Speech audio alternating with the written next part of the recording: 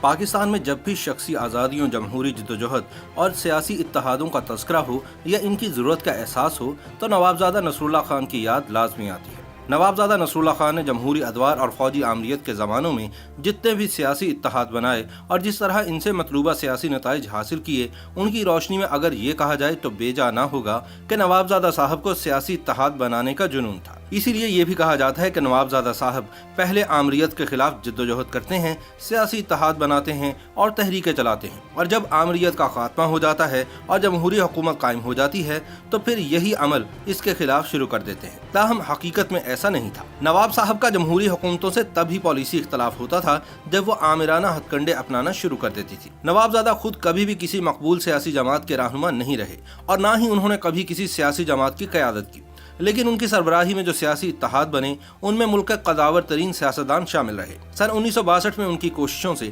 General Ayub Khan کے خلاف محترمہ فاطمہ جناح کے حق میں اپوزیشن کا اتحاد نیشنل ڈیموکریٹک الائنس وجود میں آیا۔ ایوب خان کے خلاف ان کی مسلسل جدوجہد نے ہی ایوب خان کو گول میز کانفرنس کے انعقاد پر مجبور کیا۔ نواب صاحب اس اتحاد کے کنوینر تھے۔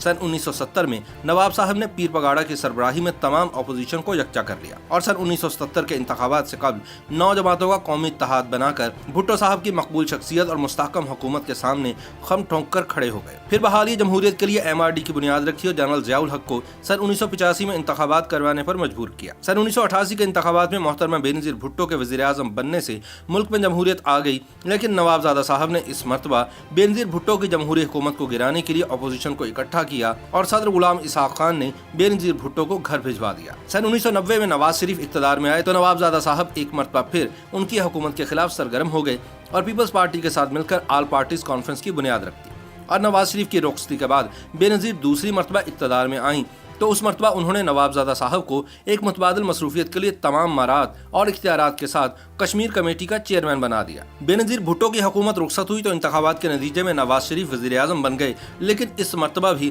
وہ نوابزادہ صاحب کے سیاسی اتحاد کا نشانہ بنے۔ سن 1999 میں جب مشرف نے نواز شریف کے ہاتھوں بطور آرمی چیف برطرف ہونے کے بعد بغاوت کر کے فوجی حکمران کے طور پر اقتدار سنبھالا تو نوابزادہ صاحب نے بینظیر بھٹو اور نواز شریف کو ایک ہی پلیٹ فارم پر اکٹھا کر کے alliance for restoration of democracy یعنی ARD کے نام سے بحالی جمہوریت کے لیے اتحاد بنایا۔ نوابزادہ نصراللہ خان ARD کے چیئرمین بن گئے اور انہوں نے بیک وقت 2 عہدے اپنے پاس رکھنے پر جنرل مشرف کی زبردست مخالفت کی۔ مشرف نے نوابزادہ نصراللہ خان کو مذاکرات کی دعوت دی، لیکن نوابزادہ نے ان کی پیشکش مسترد کر دی اور یہ کہا کہ وہ اسی صورت مذاکرات کر سکتے ہیں اگر جنرل مشرف وردی اتار دے۔ افسوس کی بات یہ ہے کہ تمام عمر جمہوریت کے لیے جدوجہد کرنے والے نوابزادہ نصراللہ خان کا انتقال 26 ستمبر سن 2003 کو ایک عامر جنرل پرویز مشرف کے دور میں ہوا۔ بابا جمہوریت نوابزادہ نصراللہ خان کا انتقال اس حالت میں ہوا کہ ان کے دل کے ساتھ پیس میکر لگا ہوا تھا اور اسلام آباد اسپتال کے جس کمرے میں وہ زیر علاج تھے وہاں ان کی زندگی کے آخری سیاسی اتحاد کے رسمی اور غیر رسمی اجلاس جاری تھے۔ ڈاکٹرز کی ہدایات اور اہل خانہ کی مرضی کے خلاف وہ یہ اجلاس کروا رہے تھے۔ ان کا کہنا تھا کہ ان کی زندگی پاکستان اور جمہوریت سے زیادہ اہم نہیں ہے۔ ان کی موت اپوزیشن کے لیے ایک دھچکا اور مشرف حکومت کے لیے ریلیف کا پیغام تھی۔ نوابزادہ نصراللہ خان کو ان کے والد گرامی نواب امان اللہ خان کے پہلو میں سپرد خاک کیا گیا تو ان کی میت کے ساتھ پاکستان کی سیاست، جمہوری جدوجہد اور سیاسی اتحادوں کی ایک تاریخ بھی تہ خاک ہو گئی۔ وہ سیاست میں شرافت اور وزاداری کا اعلیٰ نمونہ اور پاکستان میں خلافت عثمانیہ کی آخری یادگار تھی۔ نوابزادہ کی کالے پھندے والی سرخ ٹوپی لاکھوں کے مجمع میں بھی انہیں منفرد اور ممتاز بنا دیتی تھی۔ یہ ٹوپی ترکوں اور خلافت عثمانیہ کے ساتھ ان کے دلی اور دائمی تعلق کا اظہار تھی۔ سلیقے اور اہتمام سے سلی ہوئی ان کی اچکن اور ہر چیز کی وزادار اور روایت پسند اشرافیہ کی نشانی تھی، جس کے نیچے قلف لگا شلوار کرتا پنجاب کے زمینداروں کی یاد دلاتا تھا۔ سخت گرمی میں جب اچکن پہننا ممکن نہ ہوتا تو وہ جنوبی پنجاب کا مخصوص کنٹھی دار اور پف شولڈر والا سفید کرتا استعمال کرتے۔ انہیں رنگین شلوار قمیض کے ساتھ شاید کبھی کسی نے نہ دیکھا ہو۔ ان کا مخصوص حقہ گھر اور دفتر کے علاوہ گاڑی اور بہت سی تقریبات میں بھی ان کے ساتھ ہوتا۔ نوابزادہ نصراللہ خان بلا کے مقرر تھے، وہ شاعر بھی تھے اور عوامی جلسوں میں سامعین ان کی زبان سے اشعار سن کر بہت محسوس ہوتے تھے۔ ان کا حافظہ بھی زبردست تھا۔ لاہور میں نکلسن روڈ پر انہوں نے ایک رہائش گاہ کرائے پر لے رکھی تھی جہاں سیاسی اجلاس منعقد ہوتے تھے۔ وہ یہاں اپنے دوستوں اور صحافیوں کے ساتھ بھی گپ شپ کیا کرتے تھے۔ اس میں کوئی شک نہیں کہ انہوں نے تمام عمر جمہوریت کے لیے جدوجہد کی۔ ان کا حقہ اور ٹوپی بھی بڑے مشہور تھے۔ یہ دونوں اشیاء ان کی شخصیت کا لازمی جز تھے۔ ان کا تعلق سیاستدانوں کے اس قبیلے سے تھا جس کا کرپشن سے دور دور تک کوئی واسطہ نہ تھا۔ نوابزادہ نصراللہ خان ایک بے داغ شخصیت کے مالک تھے۔ انہوں نے جتنی بھرپور زندگی گزاری اور اپنے آپ کو جس طرح جمہوریت کے لیے وقف کیا اور آمروں کے خلاف جس پامردی سے لڑتے رہے، اس کی جتنی تحسین کی جائے کم ہے۔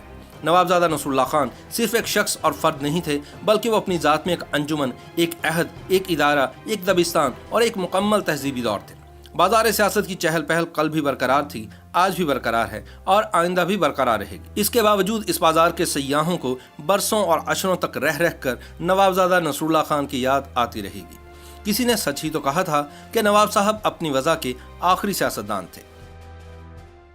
YouTube पर गूगली न्यूज देखने के लिए youtube.com की सर्च बार में गूगली न्यूज टीवी टाइप करें। गूगली न्यूज के पेज पर सुर्ख रंग के सब्सक्रिप्शन वाले बटन पर क्लिक करना ना भूलिए। YouTube पेज पर अपलोड होने वाली वीडियोस से बाखबर रहने के लिए बेल आइकन पर क्लिक कीजिए। आपको हर नई वीडियो के बारे में नोटिफिकेशन मौसूल हो जाएगा।